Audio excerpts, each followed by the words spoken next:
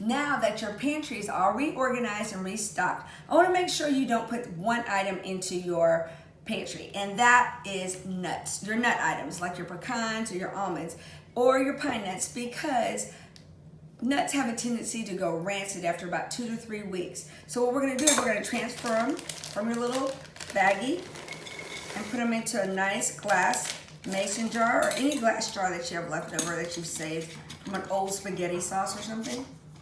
Make sure the lid's on tight,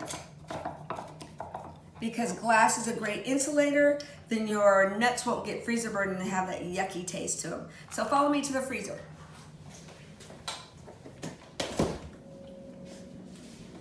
We're gonna put them here, and as you can see what you're gonna pull out to use, because they're in these nice glass jars. And I'm gonna go over to my board. This is my little organization board, and I'm gonna put nuts, because as I'm getting organized, and I might move this to a spreadsheet or something, I wanna make sure that I have everything, I know where everything's at, because I need to know what's in my refrigerator, which needs to go first. Then things I need to work in my little freezer out and my big freezer. The reason why I do this is because I don't want to forget what I have put into the refrigerator or the freezer, and then it end up expired and I have to throw out the food. And we want to minimize food waste. So that's your back to basics cooking for success in the kitchen with Kay Carvias.